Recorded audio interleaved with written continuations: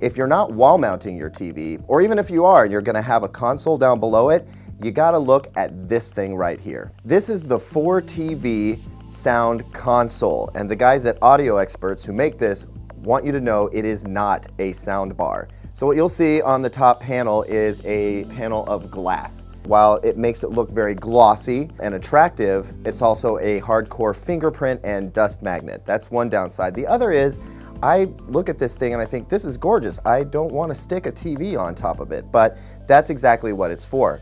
Plop your TV on top of this thing. It's only 2¼ inches high, and that's with a little swivel base involved. If you don't want to use the base, it sits right at about 2 inches high.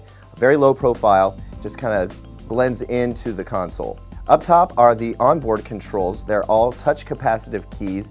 Everything you need to do with this thing is right there. Power, Bluetooth pairing, volume up and down. You can switch inputs there. And as for a remote control, you just use your TV's remote. This thing is designed to learn your TV's control codes so that you don't have to have another remote around to control it. In terms of power, it delivers 350 watts peak, 200 watts RMS. That is more than sufficient.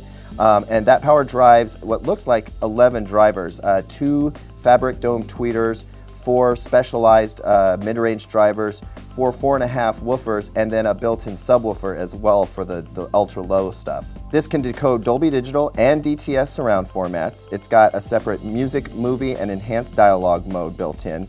It also has SRS True Volume, which sort of levels out those wide swings in volume when, say, the Slap Chop commercial comes on. The antenna you see here is actually so that the console can connect to your Wi-Fi network, and you can stream music via AirPlay.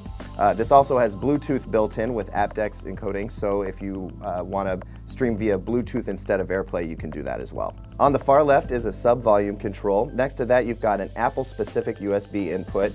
With that little USB next to it, you're going to update the firmware. You get both coaxial and optical digital inputs, and then an Apple Airport-specific input.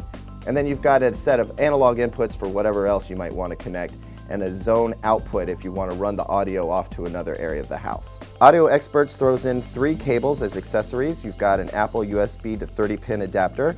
There's an optical cable, looks to be about 6 feet, and then some really nice looking analog RCA cables. So let's get down to brass tacks. How much is it? Well, it's $1,500. And while that sounds like a lot, I'm feeling pretty encouraged that it's going to be worth it.